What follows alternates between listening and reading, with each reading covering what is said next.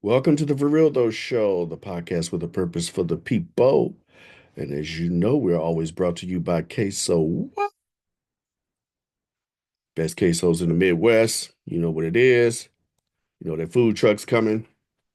And at the beginning of the year, 2025. But in the meantime, man, we're just one day away from this election and a point when we don't have to watch these commercials anymore. They can stop emailing us and playing these same old commercials over and over again. I'm sure you will be happy about that, as will I. Uh, we're going to talk a little bit today about something that's just been kind of on my mind. It's not really about the election, although I will say some things about the election. Excuse me. I will say some things about the election a little later on, but it's kind of related to the election, but it's not totally about the election. So we'll get into that. But what I want to talk about is some uncomfortable truths and maybe a few optimistic parallels. When I say uncomfortable truths, we all have sometimes we have to deal with things that we have to try to wrap our brains around. And they're not always easy to come to terms with because if you're anything like me, you're sort of a logical person and you want to be able to explain things or understand things, even if you don't agree with them, you want to be able to understand them. And sometimes we don't understand them at all. But at the same time, sometimes we don't understand them is the reason why is because we haven't accepted the uncomfortable truth. So let me give you an example. And this is just from my perspective, okay? This is only my perspective, but it may help someone because we all have to deal with uncomfortable truths in our lives. Um, so let me again, just from my own background, okay? So everyone has a background, and when I say that, I mean based on how you were raised, where you were raised, um, what country you were raised in, and then your neighborhood, group of people you're around, your family. That all, if you take it from when you're a child, that all is going to shape your ideas on what you think the world should be like, right? And based on that, you grow and you develop in with these particular ideas. And so for me, you know like a lot of you in America, for me, I was raised you know in America. Okay. So I was raised as an American, and with that you get everything American, whether it's the newspapers, whether it's the news coverage, television, you know and like say for instance, if you look at like television, right, and you grew up in the 70s like I did, then 70s and 80s, the good guy always wins at the end, that sort of thing, right? So you kind of have this expectation, and the first time that the good guy doesn't win, it kind of throws you for a loop. I remember the first time that a show threw me for a loop was Hill Street Blues. And I remember when the one guy, I think it's Dennis Franz. Dennis Franz was he was one of the guys in Hill Street Blues. And I remember one time he got his ass kicked at the end of the show and it just went off. And I remember I was just like, as a child, I was like, I couldn't believe it because normally there's always some sort of redemption, right? Okay, so and so that's just a small example, but again, I grew up as an American, uh, and so you have these American ideas, and it's going to be different than say another other nations that grew up in a different kind of way. Obviously, like there are wars all over the world right now. You got some, in Africa. You got obviously the things going on in the Middle East, and so or in Ukraine.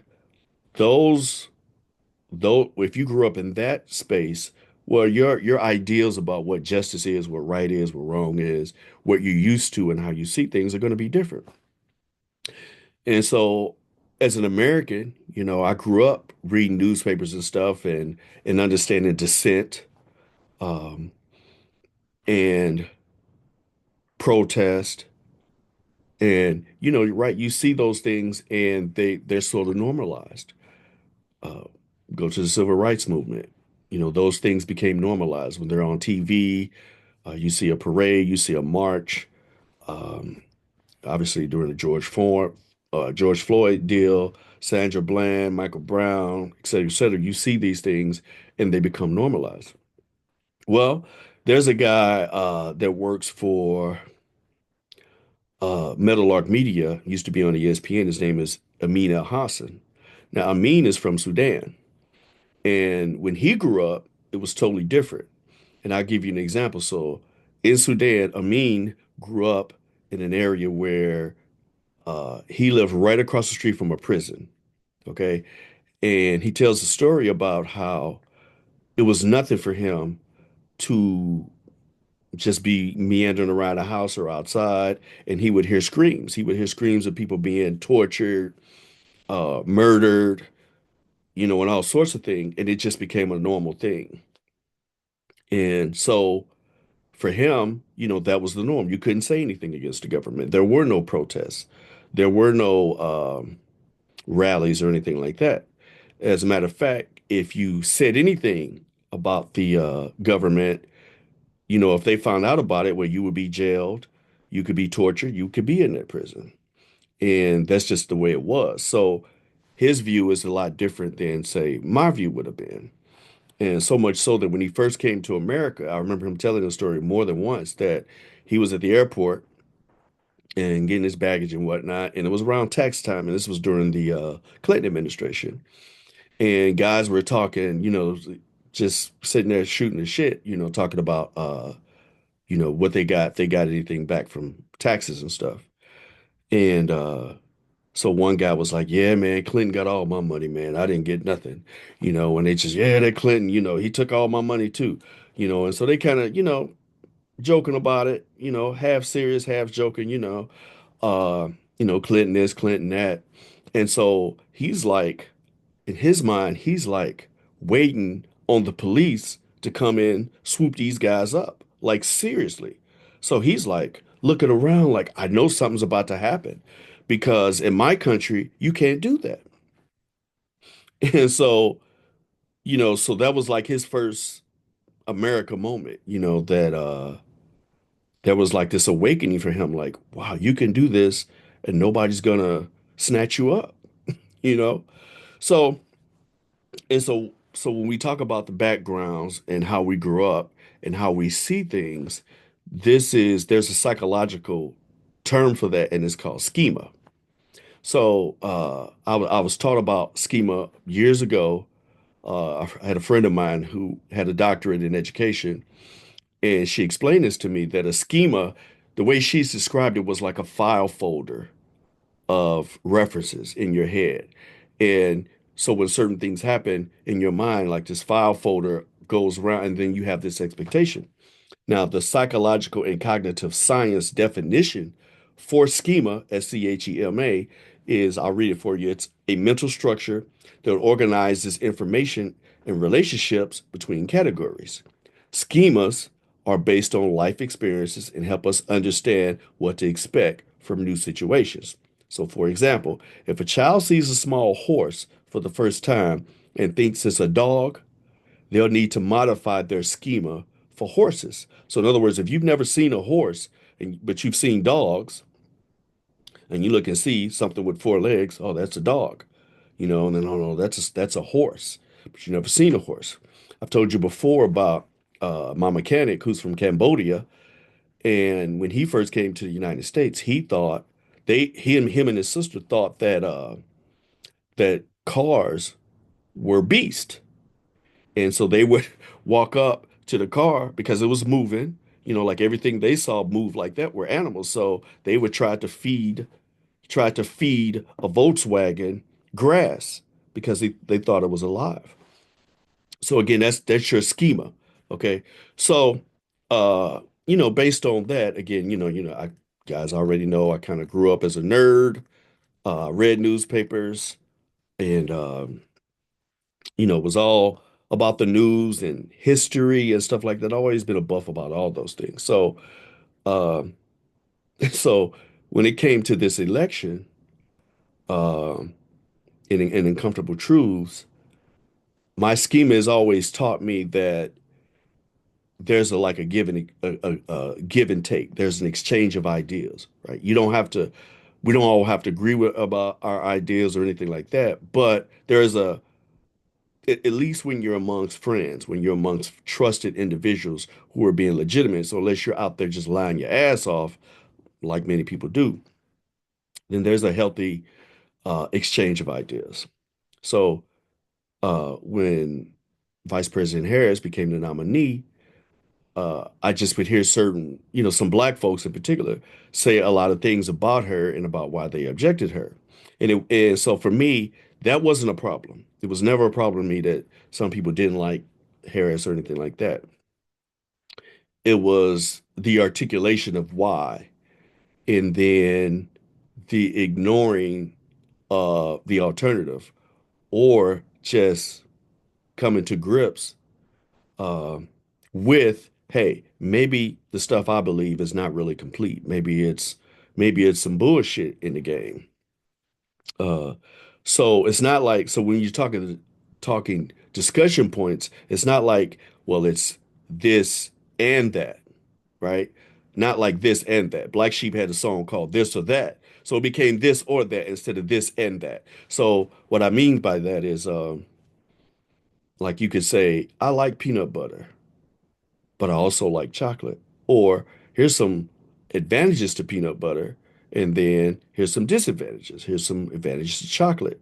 There's some disadvantages, right? Both in the same, right? They can exist in two places at the same time.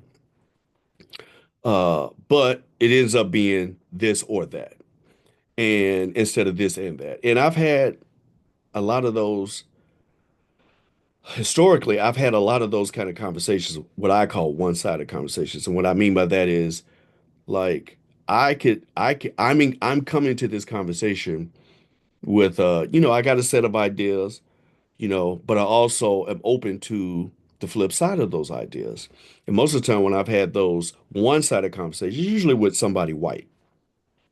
I remember years ago, I remember talking with this guy, military guy, white guy, smart guy, and we're talking about just different stuff, Republicans, Democrats, et cetera, et cetera. And he would give me certain points about why he didn't mess with the Democrats. Just certain things that may be problematic, hypocritical or whatever. And I would be like, yeah, I can see what you're saying there. That makes sense, and that's a problem, right? But when it came to me bringing up certain things, there would never be a concession. So I'm the only one doing the conceding. And so then I came to find out, okay, well, no, we're not on the same vibe because you're not conceding to anything. And I remember, so at one point he brings this up to me about the how Democrats used to be the ones for slavery and all this other kind of stuff. And so I'm like, okay, but you do know that they flipped, right? Democrats and Republicans, they flipped, and you had the Dixiecrats, and then we begin to talk about the Southern strategy. And so I'm telling them about the Southern strategy, how they were like, hey, we're not going to say nigger, we'll just say crime you know, and people knew what that meant, and that was actually done quite deliberately. So this brother, not brother, but white boy. Uh, when I say white boy, I don't want to mean it as a pejorative. I really don't. But he was like, he didn't believe it. So then I sent him this article from the New York Times about the Southern strategy, and so it put it plain out there about what was going on. And so even though I sent him the article, he read it. First he said he didn't believe it, and then when I showed it to him, he read it and still came back and said, "Well, I just don't accept that as the truth." So at that point, from that point on, I stopped talking to him about it because there's nothing for us to talk about. These facts are right here in front of your face about the subject strike. It's history, right? But you're not in this to exchange ideas. You're in this to make a point about something that makes you comfortable, and makes you secure in your flawed and dangerous viewpoints, which are totally against me and mine, and it's totally against my intelligence. So now, like, you're insulting me by talking this crazy stuff, right? And denying what was in there. So the first uncomfortable truth is how I've had to deal with certain black people who were doing the exact same thing as it relates to this election. So, a lot like a lot of you, I'm a part of a few text chains. And so let me go to friend group chat number one. And it was, with some guys, like basically some cats from all over the country, and they were talking about this and that and the other, Harris this, and this was back when she first got the nomination, or, when Biden dropped out, and it was like, yeah, she locked up all these black men and, all this other kind of stuff. And that, when you start countering that with other arguments about, well, no, that's not really true. Here's why, and then you show them something, and then again, what ends up happening was it wasn't a situation where I could like, again, because I don't have ego about this thing. I could say whether something was problematic, right? Didn't bother me, because the fact of the matter is somebody's going to win this election. It's going to be one or the other. So. Uh, I don't have a problem. I don't have to hide my head in the sand and deny what's really right, uh, what's objectively factual. There's no reason to do that. But what was happening with is a couple of these brothers in the chat was just on the Harris ain't shit, this, that, and the other, blah, blah, blah.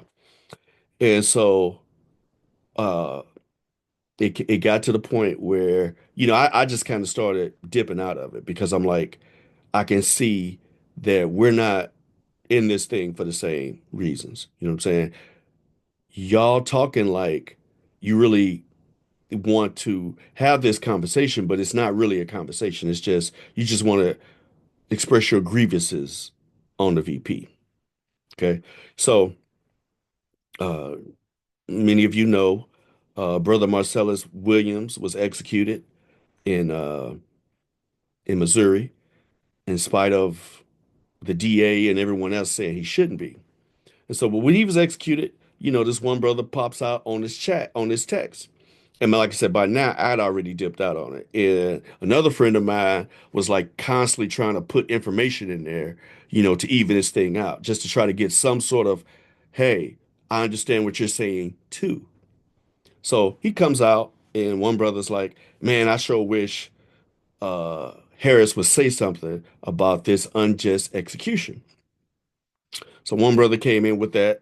Another brother came in, and it was like, yeah, I second that. Facts, facts. Yeah, she should have said something. Blah blah blah. So, so then we brought up another, not me, but another brother brought up federal executions, and pointed out that since 1976, 16 people have been executed by the federal government, right? Since 1976, 16 people have been executed by the federal government. Now, out of those 16, 13 of them were executed by Trump. 13. So 13 in 6 months. So now, so you got this thing where, okay, you pissed off about the execution. You think she ought to say something about it. But here you got the person who you refuse to criticize, killed 13 people in 6 months. So when this information came out, you know, text just went quiet. It went quiet. And 2 days later, the brother who brought up that she should have said something came back with this. This was a quote. Democrats and Republicans are two sides of the same coin. So, so again, now, and the person who was like seconding it, that was like, yeah, facts. Yeah, she should say something. I agree. Ho hum. Yeah, yeah, yeah. He didn't say nothing. Not a word. Not a word.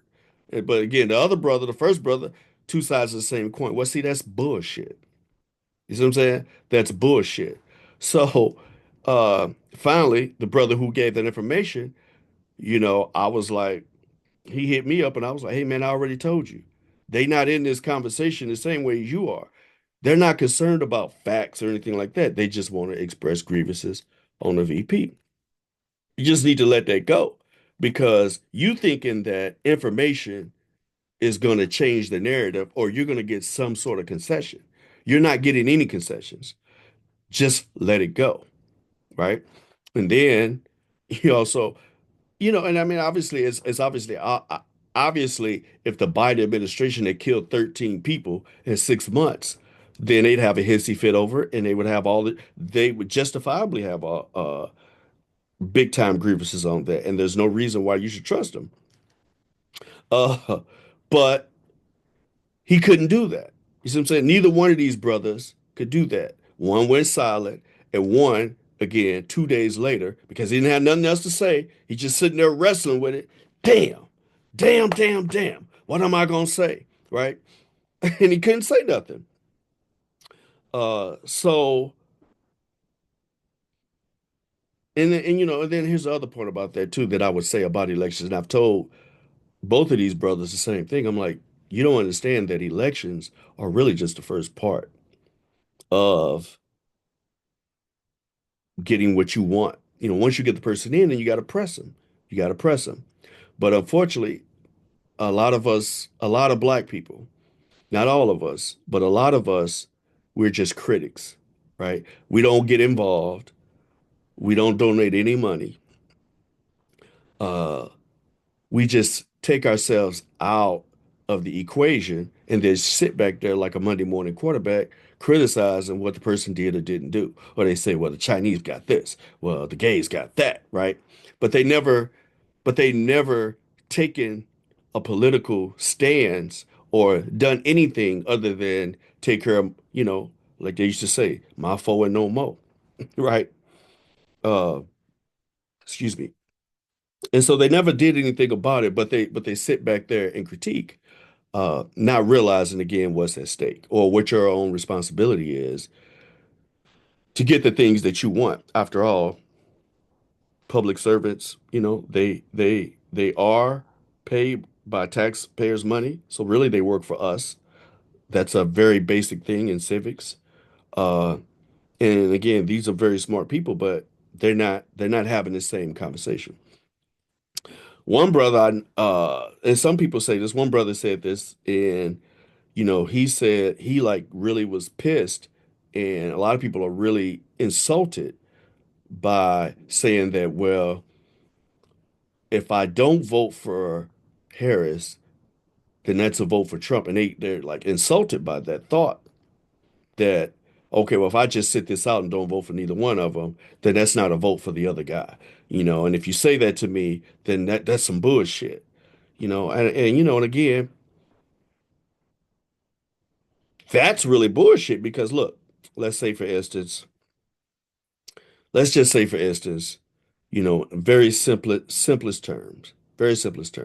Okay, we're going to either ban pork chops or we're going to ban fruits and vegetables. Okay. So one of these two are going to get banned in our country or in your household, right? Or in your neighborhood or in your community, whatever the case may be. We're going to ban pork chops or pork, period, or we're going to ban fruits and veggies. Okay. So now you can get mad if you want to and say, well, this one is that and this one's the other. But fact of the matter is, if you don't vote for fruits and veggies, well, you're going to get pork chops. You know what I'm saying? You're taking a chance that you're just gonna have to eat pork chops and that's it, right? So by not participating, you are part, you are definitely a part of what's gonna happen, of what's gonna end up. So if you end up with pork chops, you can't say, well, shit, I didn't vote for pork chops. Well, but you didn't put a vote in. Inaction is an action, right? So and of course, we already know that there's a different standard for Harris versus the Orange Man, right? So if if Kamala Harris said all the stuff about black people, you remember when they came out, they was like, she said she wasn't gonna do nothing for black people. What she said was, I'm not gonna do nothing just for black people. And what I do for America is going to also be good for black people who are Americans after all, right? But they just harped on that. They just harped on that statement, twisted it around, right? But if that was her saying the same things about blacks, about Puerto Ricans, uh, all that other kind of stuff, if she said all those things, then again, rightfully so, they would be pissed, and they would be like, see, Democrats ain't shit. This, that, and yeah, you see how they do us. Uh, and so what bothered me about this particular chat was, like I said, no matter what, we call ourselves having a conversation, but there was never any, well, Trump said he gonna give police full immunity. He wants to do that. Or, or he would say, hey, kick their ass, beat them down. I want police to be able to, slam their head up against the door, when they put them in. Remember he said that he's like, I'm just, you can grab them and then right before you put them in, slam their head up against the door. Like they never, like that never bothered them.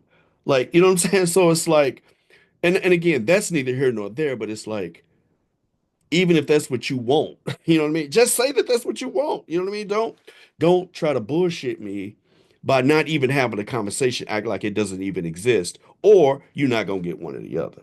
See, so my whole thing would be like, again, I would keep telling them, any president, I don't care who they are, but especially if they say they down with you, if they say they down with you, then once they get in there, you gotta press them. Okay, talked about that.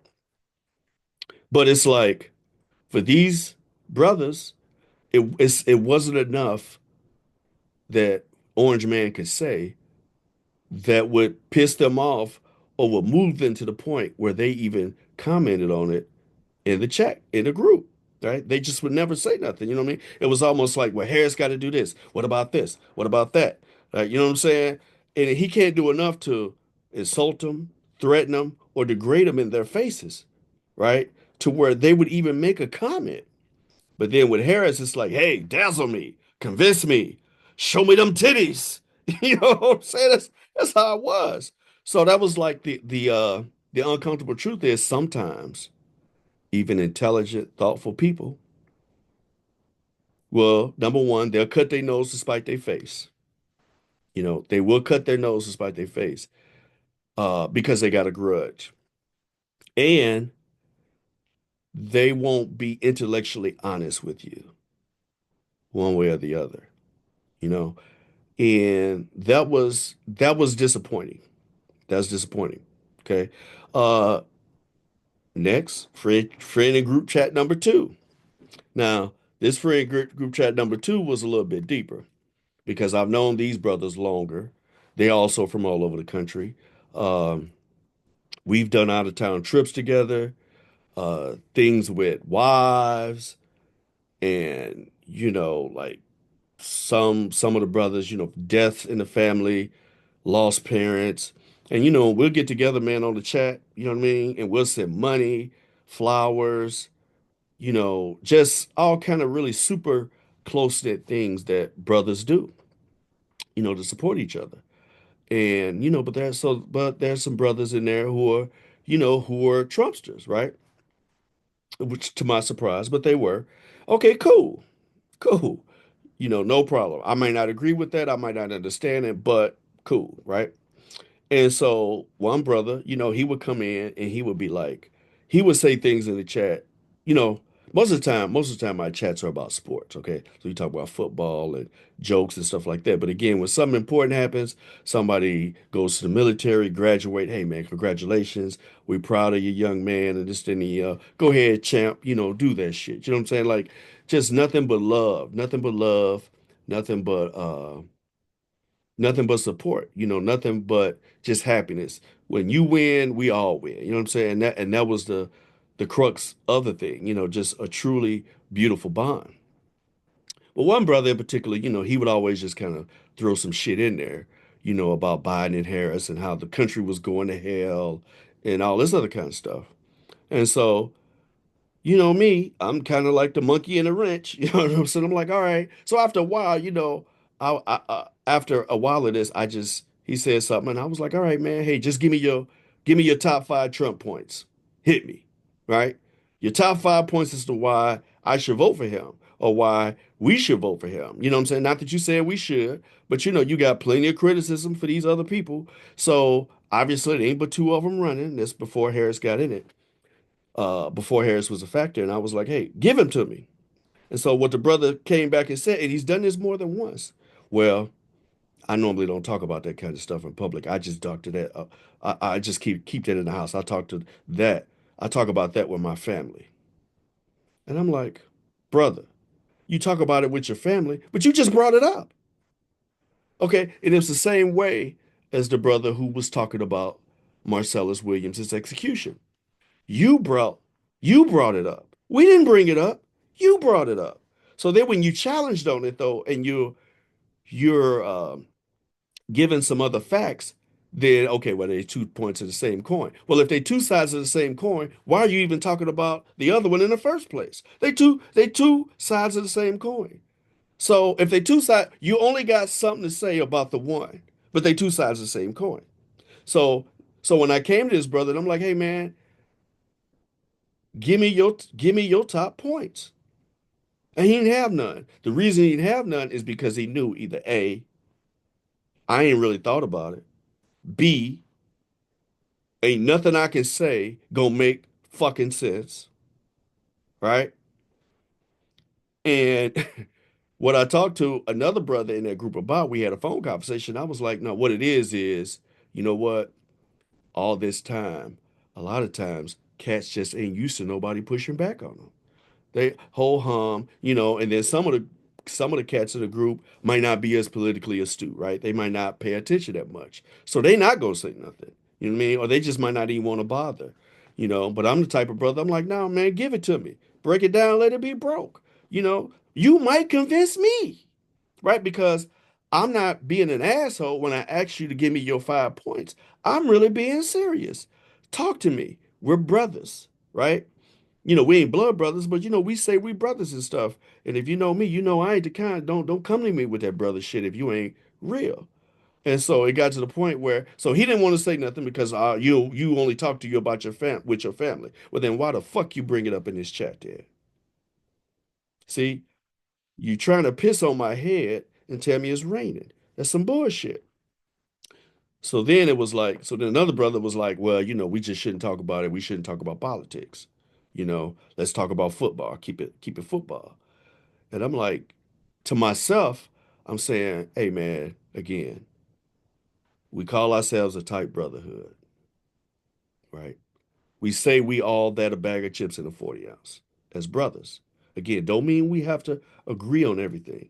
Like that would be stupid if we all agreed on everything. Like we're really not helping each other if we agree on everything because surely all of us can be right. You know what I mean? Like iron sharpens iron. There are things that you know or that you have exposure to that I don't. So I want to learn from your experience. I want to learn from your perspective. Like I'm really being serious here. Maybe you'll convince me. Maybe I'll convince you. Maybe we'll all agree to disagree, but at least give me what you got. Give me what you got for a pork chop. You know what I'm saying? Like, at least give me what you got so I can assess it. But the brother didn't want to do it.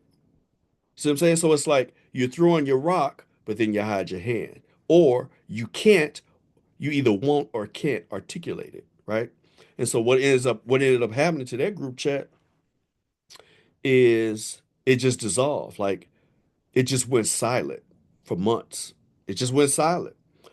And when I really knew that it was on some bullshit was when the Cowboys and the Steelers played earlier this year because some of us are super, super Steeler fans.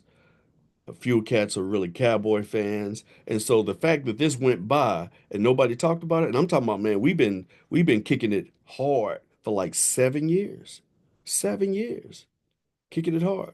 So then, couple things jumped off, when the World Series came. One of my boys is a Yankee fan, so he kicked the stuff out about the Yankees, and then another brother, the same brother who like threw the rock and hit his head, he came out with the Dodgers and stuff like that, talking stuff, and he kind of tried to act like everything was normal and talk like we normally would talk.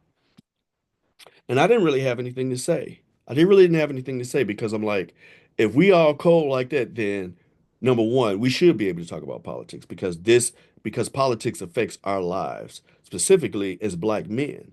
As black men who have families, who have kids, who have grandkids, you know, who all have this common goal of surviving and thriving and leaving something better, than what we came in here with. We should be able to talk about that. And if we can't talk about that, then everything else is just kind of bullshit unless we started off on just talking about bullshit. So if we start off talking about bullshit and it was never really on nothing for real but some surface shit, then that's cool. You know what I'm saying? Then it never would have came up in the first place. But the fact that we supposed to be crew thick like that, but we can't have a straight, honest conversation and just stand 10 toes down on what you feel and why you feel that way, then it's all kind of bullshit. You know what I'm saying? It's just bullshit and it's a waste of time. And so I didn't say nothing about the sports. You know what I'm saying? I ain't got nothing to say about the damn Dodgers, you know, on this text because you've already you've already insulted my intelligence and shot me down when I talked about something that was way more important than sports. You know, hell, I love the Dodgers. You know what I'm saying? That's my squad. You know what I mean? Congratulations to us, right? But you know, I can't have this conversation with you or laugh kiki about the damn Dodgers and about how Freddie Freeman and nothing, this, that, and the other, if, you still ain't came back from when you shot me down. You know what I'm saying? And now all of a sudden we on some corny shit and can't talk about these things that are really going to affect our lives, in a serious way. This is not some ordinary, election. So again, going back to uncomfortable truths, I had to it was something that was difficult for me, but I had to face that. I had to face that it's an uncomfortable truth that even people who you respect, who in some cases you look up to them a little bit, and this, that, and the other, because all of them are talented, brilliant brothers, you know, uh, and thoughtful individuals from all walks of life. You know what I'm saying? All walks of life. That's the beautiful thing about the group. All walks of life. You know what I'm saying? Some of us been in the military. Hell, some of us done time. You know what I'm saying? And so that ain't no shade or nothing, man. It's just but we all brothers. We love each other, look after each other, take care after each other. But when it come to this shit that's gonna affect our lives, well, we ain't got nothing to say. Nah, I talked about that with my family. Well, you should have kept that shit to your family in the first place and don't throw that shit out there all passive aggressive, right? So, again, uncomfortable truth. Here's another uncomfortable truth, and this was one that I've had to deal with much deeper for a much longer time, and that's the church. That's the church. Uh, Specifically, black evangelicals. Uh, and so let's just go back to the beginning, or let's just go back to the basic of quote unquote Christianity. So if a person is a Christian, right? A Christian, that means that you follow the teachings of Christ, of Jesus Christ, right? Jesus Christ and his teachings.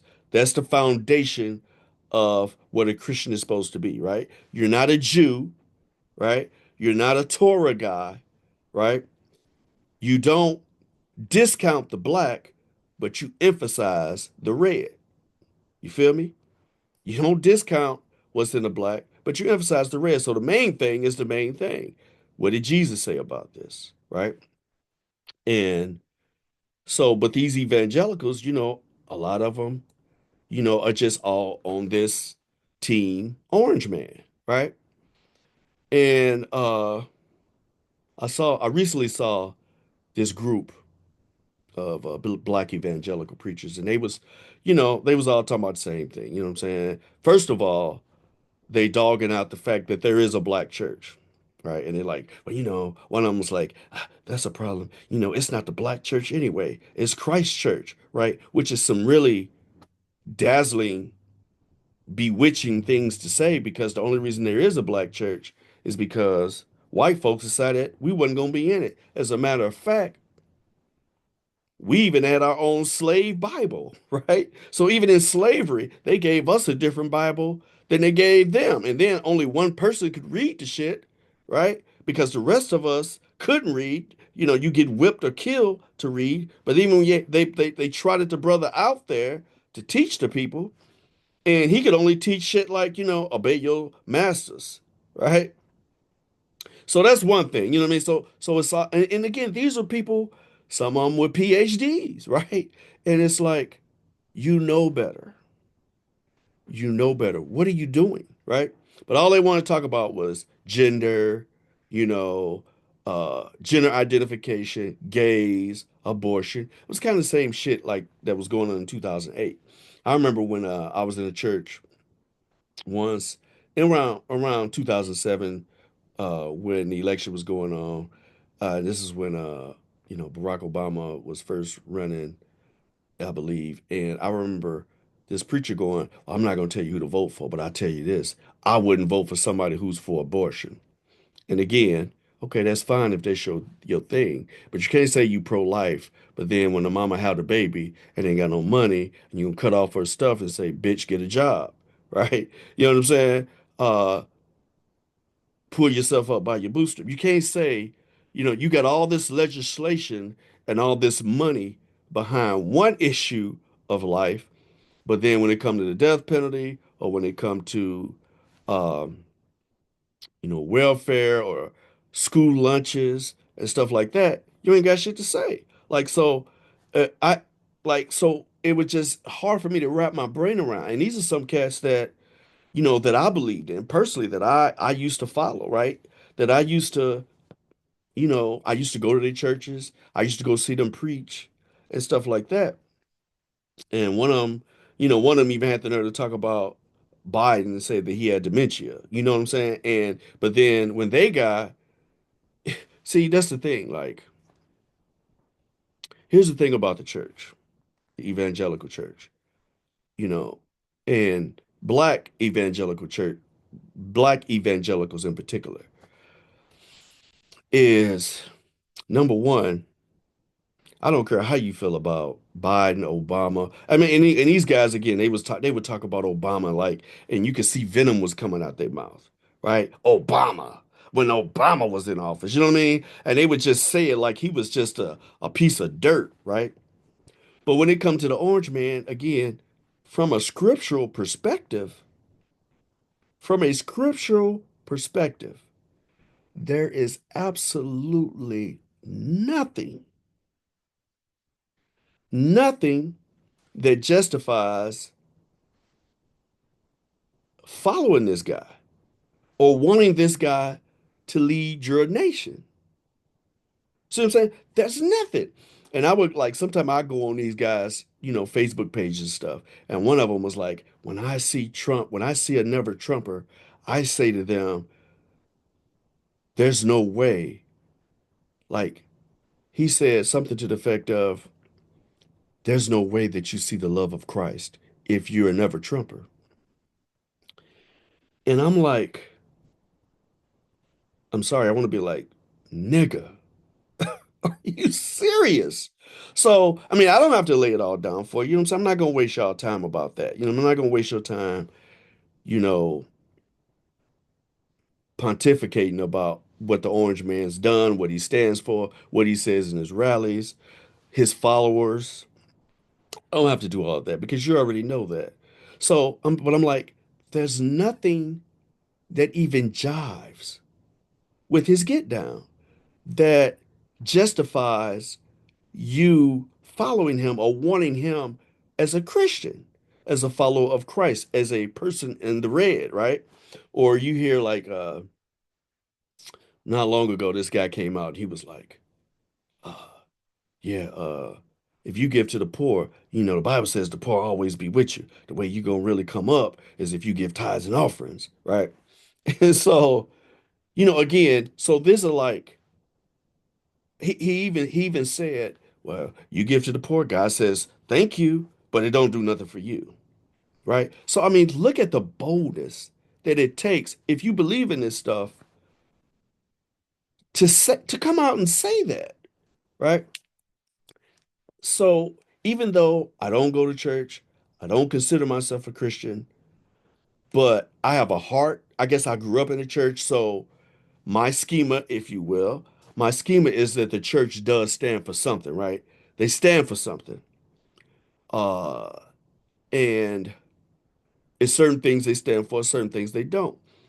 So in other words, if Orange Man was a preacher, a deacon in their churches or something like that, and they slept with a porn star, you know what I'm saying? Paid her off. Just they wouldn't even let them preach in their churches. You know what I'm saying? Sit down. You need to sit down while I let the Lord deal with you. You know what I'm saying? Like I know brothers who've been in some precarious situations who got their asses set down. Right? You a bad example. You polluting the flock and this, that, and the other. And so for me, that was just really hard to wrap my brain around. But it came to me. It came to me as to why this is happening. It hit me. I'm going to explain to you what it is in just a second. My sister and I had a conversation about this, and my sister is a very committed Christian woman. Uh, she's an ordained minister in the whole nine, right? And she even talked about like she have scripture for it. She'd be like, "Hey, remember you got your Pharisees and stuff, right?" And she's like, even Paul was like, "Who bewitched you? Who hath bewitched you to?" to act this way, to say these things, to do these things. And basically a Pharisee was really just a self-righteous hypocrite, right? And even Jesus called them hypocrites. So basically it's what you're dealing with, hypocrites, right? Even if you believe that it's the end time, if then this is a very manifestation of the end time then, based on all these people falling away. Ain't no way in hell you ain't teaching shit about what Jesus taught. Like, there's nothing, it's totally antithetical. It's the opposite. It's a 180, right? So here's the uncomfortable truth. Here's the reason why it hit me that this happened. And it's so tragic. So let's go back to the Dodgers for a moment, right? I'm gonna tie this up. The manager of the Los Angeles Dodgers is Dave Roberts. Okay. Now, Dave Roberts don't play, right? He's the manager.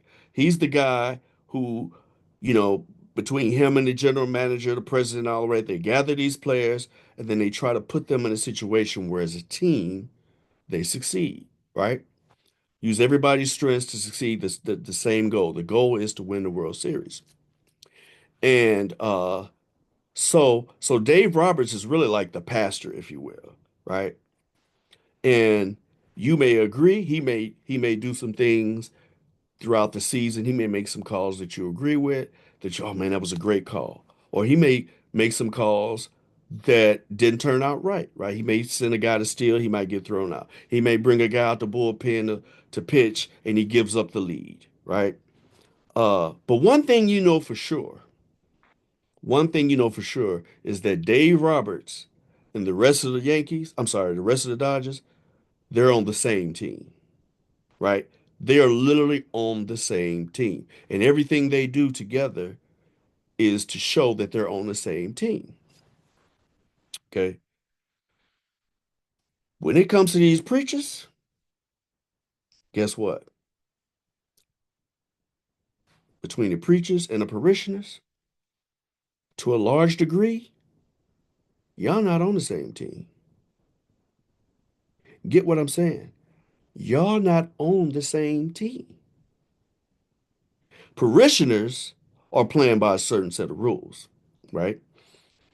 And these set of rules are, hey, I want to live a good life, pleasing to God. I want to raise my kids in the ways of the Lord, right? I want them to be decent people who make great decisions, who treat their fellow man right, who stay away from the streets, stay away from, sinful practices, right?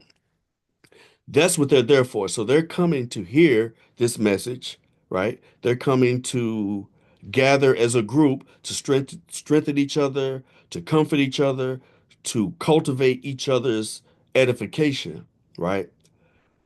To help them be the people that they want to be. So when they meet their Lord at the end of their lives, when they meet their Lord, that their Lord is pleased with them, right? That's the parishioner. But the preachers, these preachers, y'all not on the same squad because their squad is for them. I want to win. I want to have power over you. I'm gonna tell you what to do. I'm gonna tell you to do one thing, but I'm gonna do the total opposite, right? They not on the same team. They're on their own team.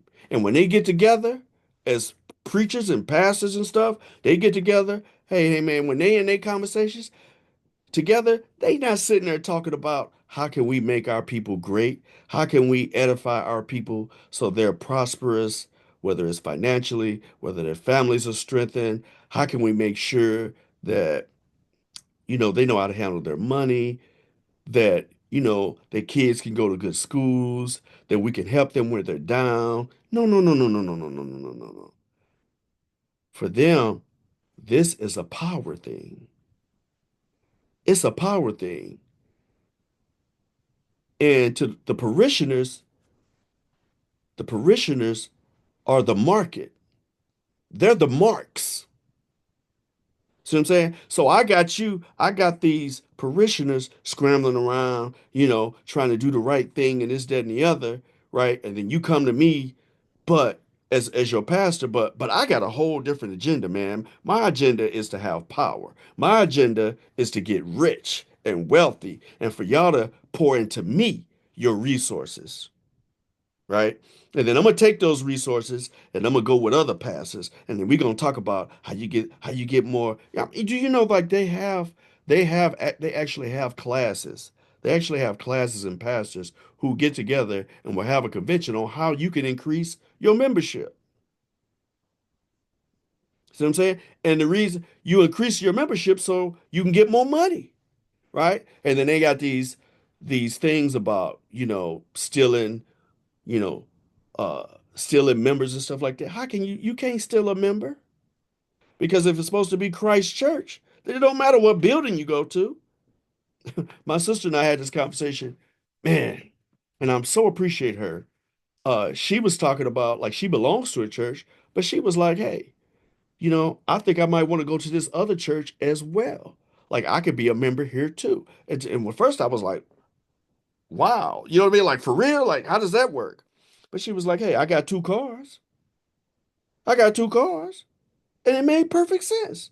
Like, if it's the body of Christ, then why would you have to choose if you're gonna get something out of this one, you're gonna get something out of that one? See what I'm saying? But that will help you do what you're supposed to do, be on the path that you're supposed to be on. See what I'm saying? There's nothing wrong with that when you think about it. But they'll tell you that it is because they'll say some shit like, well, you can't be eating two different meals. Why not? If we teach it from the same Bible, if we got the same goals, why not? Why come you can't? Explain that to me. Well, the reason why is because money, power, money, power. These preachers are in for the power, and the members are a means to an end. Listen, they're not even collateral damage, they just damage. And Jesus, it's a hustle. For them, Jesus is a hustle. They're like pimps in the congregation, y'all the hoes. If you don't believe me, go ask them for some money.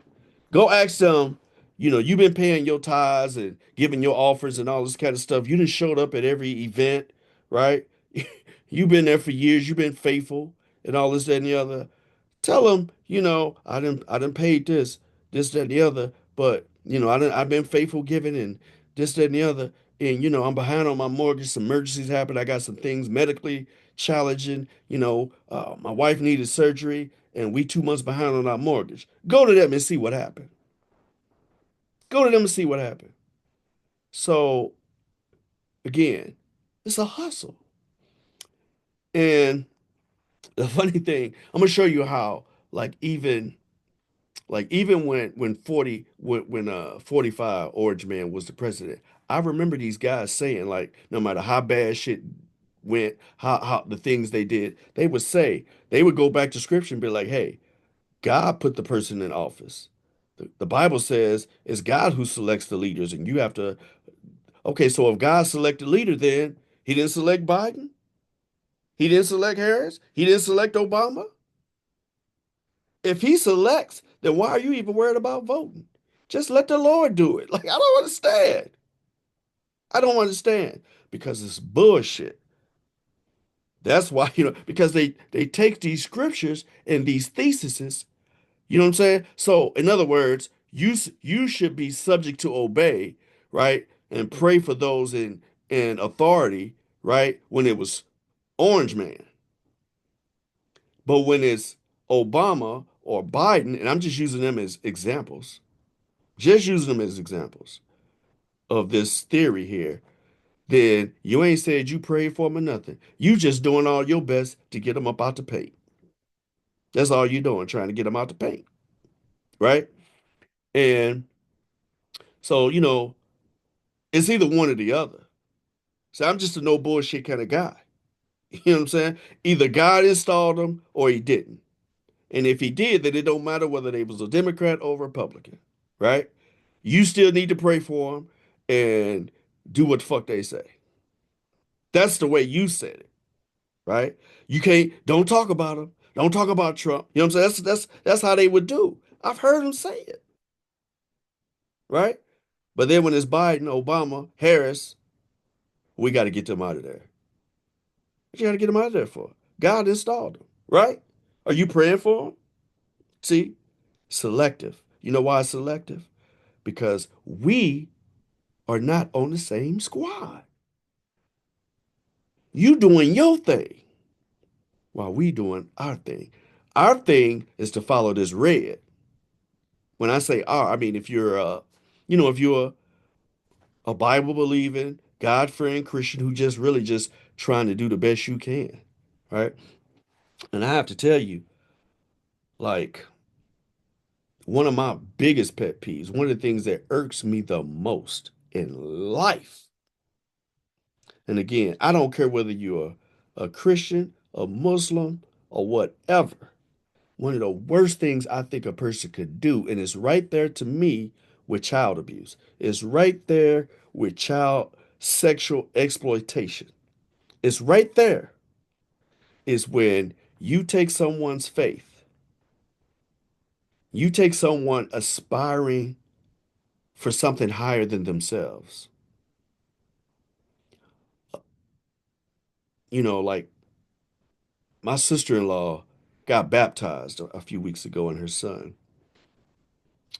And she didn't really say a lot to it. She didn't say a lot. She didn't tell me that she was getting baptized. And I told her, I said, "Hey man, I would have been there for that because that's a big deal. It's a big deal. You got baptized. So even though I'm not a Christian, guess what? I'm gonna go because that's a big step of your faith.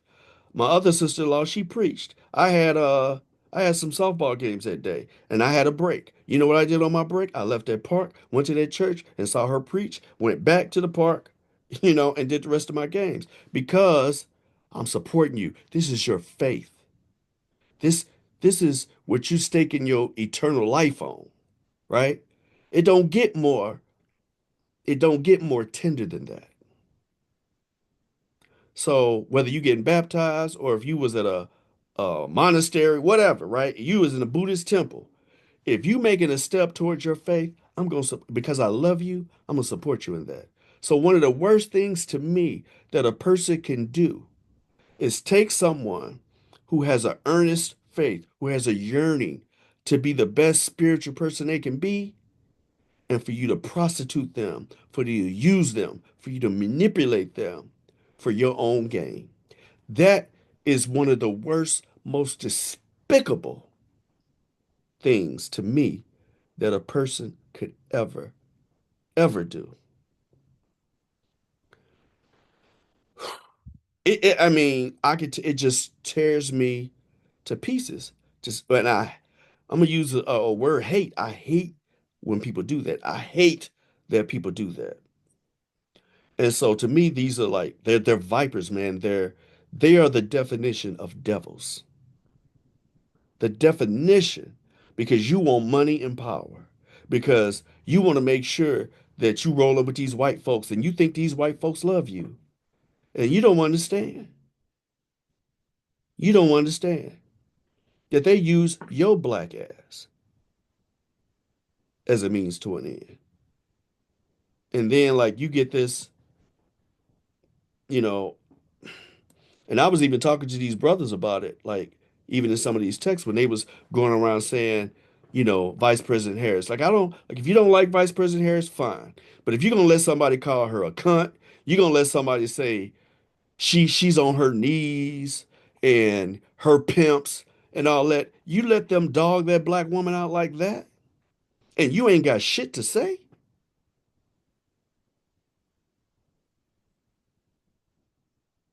You see what I'm saying? Like that to me, you're the lowest of the low.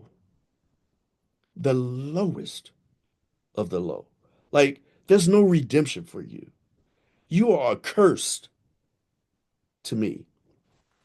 When they can come at her and you ain't got nothing to say, like, look, I remember when even I remember when Farrakhan said, yeah, you know, y'all can say what y'all want about Obama, but don't touch him. I remember when even he said that. You know what I'm saying? But here you got these white folks putting a mouth on this sister, calling her all kind of names. Le'Veon Bell out here with Trump or Tramp. Nigga, a black woman bore and raised you.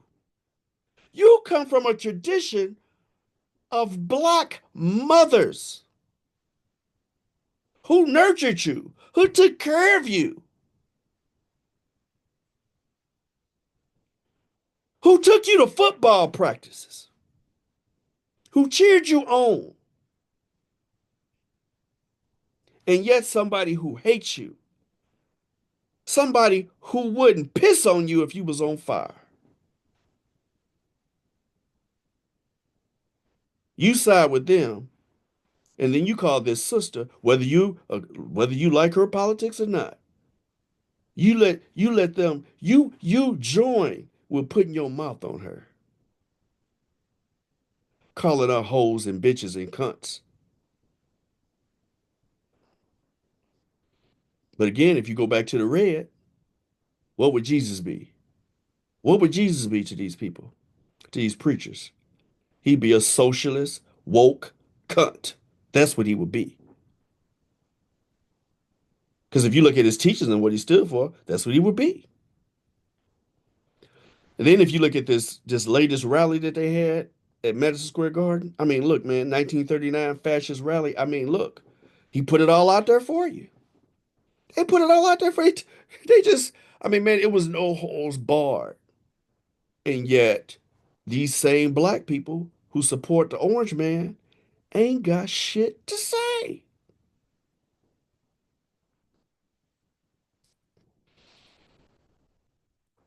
So again, so that's an uncomfortable truth. I had to deal with that. I had to like, and I ain't gonna lie, like to a certain degree, like, the election has been kind of stressful for me. You know, I had to step away, like even like this week, and usually I got something on while I'm working, and I watch certain news shows and this, that, and the other. I had to cut it all off because it was just getting too stressful.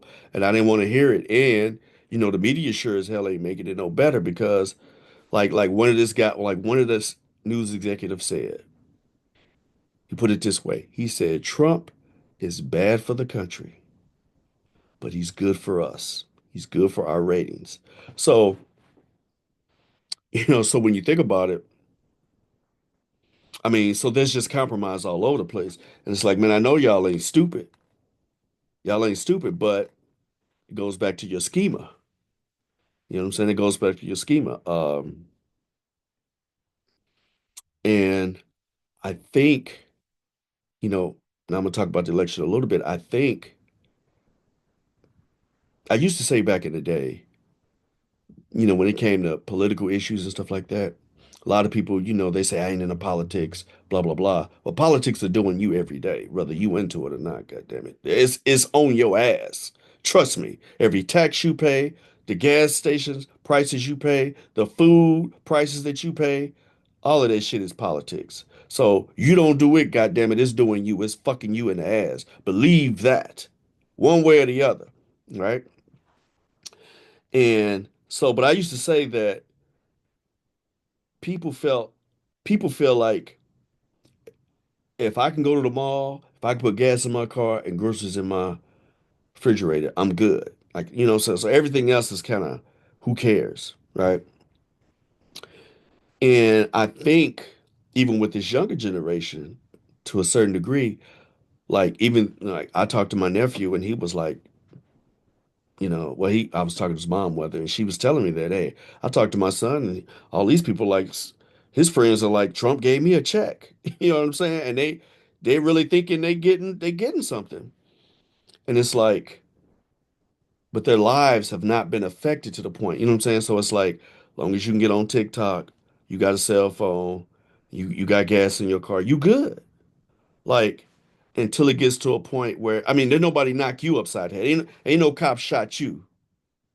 You know what I'm saying? Or they ain't shot nobody you know and love and got away with it, right? In this case, the Supreme Court in Virginia. Well, no, it was the Virginia, but it was the Supreme Court on behalf of Virginia. Virginia cutting all these people off the rolls, and they say we just cutting people off that ain't voted the shit that are illegals or this, that, and the other. And come to find out, they really taking real straight up citizens who've always voted, kicking them off the rolls, right? You know who they kicking off the rolls? They ain't kicking off them. They're kicking off us, right? And so even as this is happening, again, they got nothing else to say. So it's like until their life changes, until something dramatic happens, until they can't dissent, until, like their grandmother or their cousin or uncle who's a civil service employee, and they all of a sudden become at will where they could just fire you.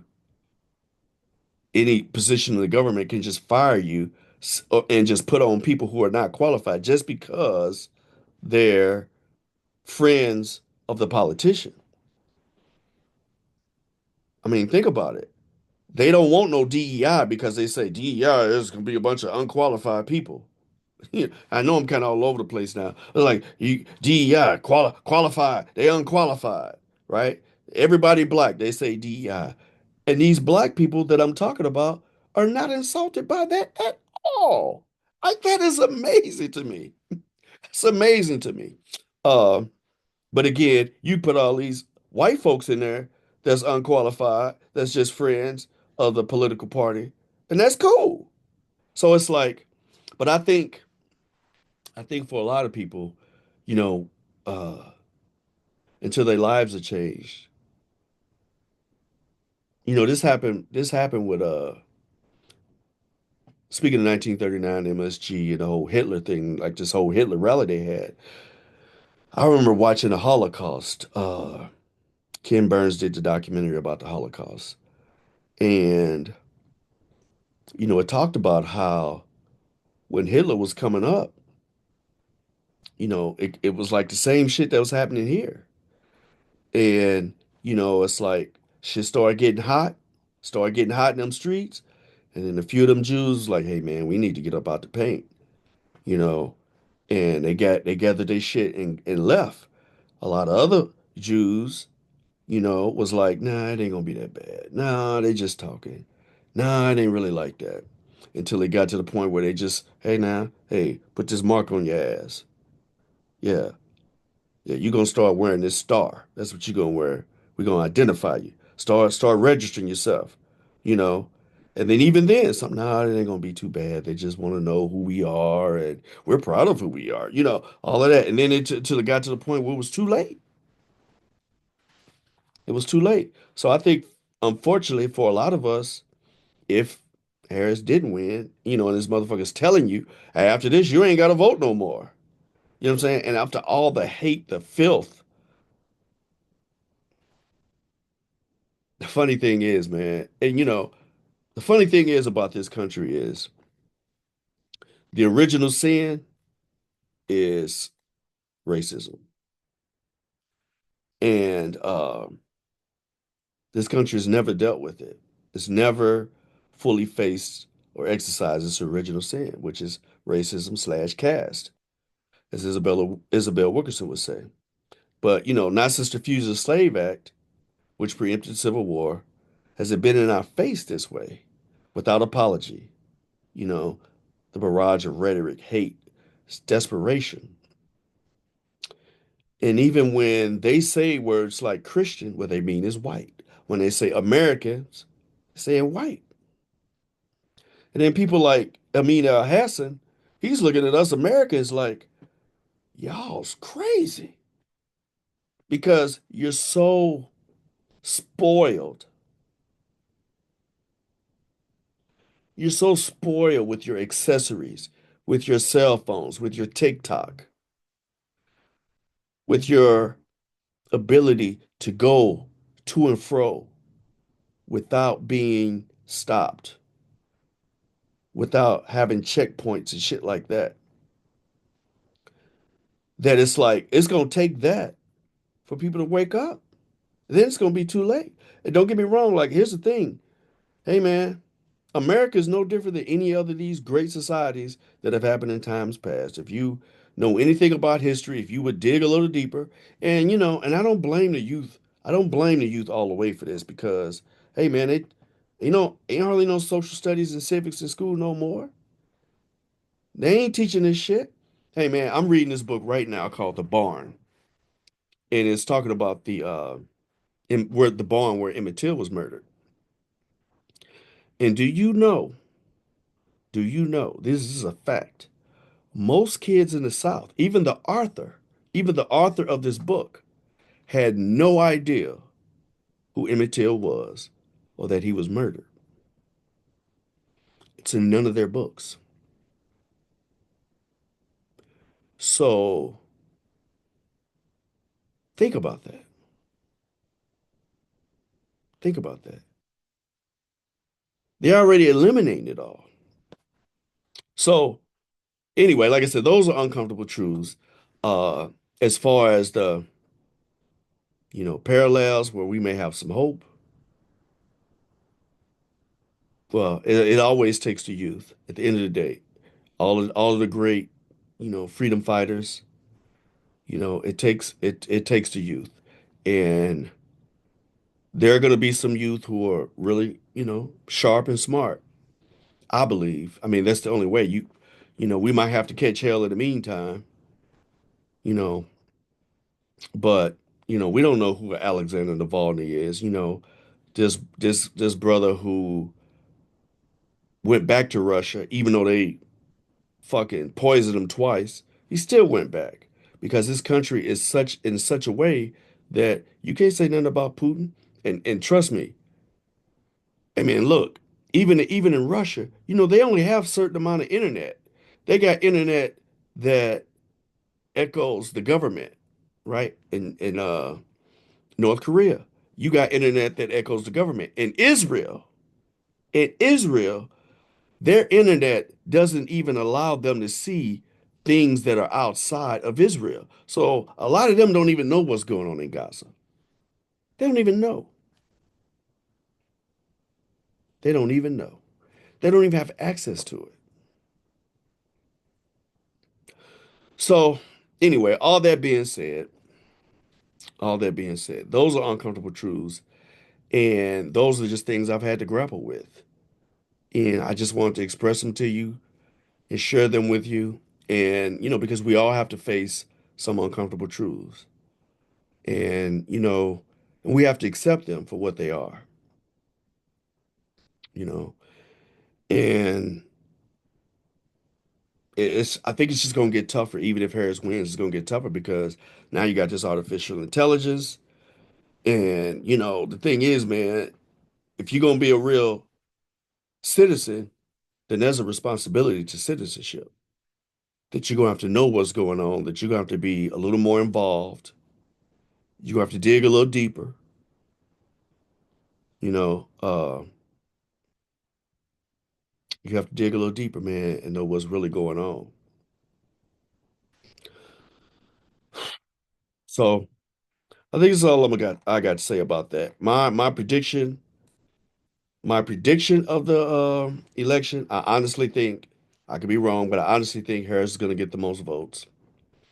But at the same time, they're already setting it up to where they're already denying it. They already got electors who say they're not going to certify. So it's going to be a lot of bullshit that's going to go on. It's going to be a lot of bullshit. And with the Supreme Court, again, going back to Virginia, they took their case to the Supreme Court. Supreme Court, 4-3, said, "Hey, you can kick these motherfuckers off the rolls. Fine, kick them off." But again, like the Supreme Court, bought and paid for, bought and paid for. Which is why I said, since the Supreme Court said that, a president can do anything he wants as act of the presidency. In my opinion, in my opinion, after this election, Biden need to put him some damn Supreme Court justice in there, stack the motherfucking court. And what they gonna say? You can't do it? Well, your ruling said I can. See, you have to learn how to play the game the way the game is being played. And if the rules of the game have changed, then it's high time to stop trying to be too goody two shoes and let the crazy motherfuckers take your shit while you trying to be all upstanding and shit. Take the tools that they gave you and use them. That's me. So anyway, y'all, I'm gonna leave it at that. Uh, thanks for listening. Thanks for sticking with me. Hey, comment, say what you got to say. It's all good. Uh,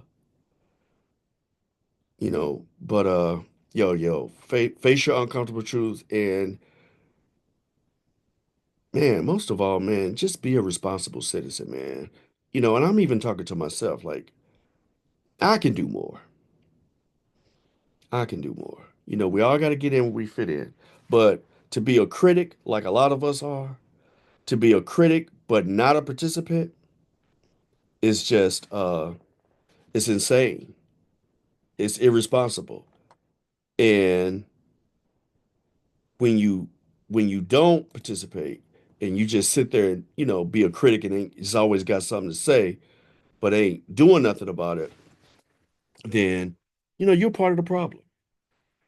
And if you're a critic and you ain't participating, I don't want to hear shit from you. You ain't got nothing to say. You got nothing to say. If Harris gets in and you word certain things out of her, but you're not willing to get in the game, you're not willing to attend a rally, you're not willing to put in a petition and ask for nothing, demand something from these politicians, then you ain't got right to say shit on the back end about what they did and didn't do. That's just the facts, man. Democracy takes effort, and each generation is responsible for their own lives. For too long, other people have laid this foundation for us. Now we just living off the fat of the land. You dig? We just living off the fat of the land, just cold chilling, reaping all the benefits, but then don't want to add nothing, don't want to lay nothing down. We just concerned about our foe and no more. That's not gonna work. And again, if you don't do it, it's gonna do you. So anyway, that's all I got. We'll see you next time. Thanks for joining us on the For Real Show, again brought to you by Queso. What? Y'all stay up. Do what you got to do to take care of your mental health. Uh, each one reach one, each one teach one. Y'all stay safe. And man, don't be talking about God bless America. You bless America. Don't put it on God. Don't put it on God. Don't be like, well, I'm just gonna pray. No, no, no, no, no. Don't you not participate. Don't do shit and then ask God to fix it for you. Some people out here like, well, I'm just gonna pray and the God is gonna be God no matter what. That's irresponsible if you ain't did the part you're supposed to do. And you're gonna put it off like that's some magic. It's not fucking magic. You're not called to magic or save me. No, man. You got to put work in. Let's put the work in. That's it, y'all. I'm out. Peace.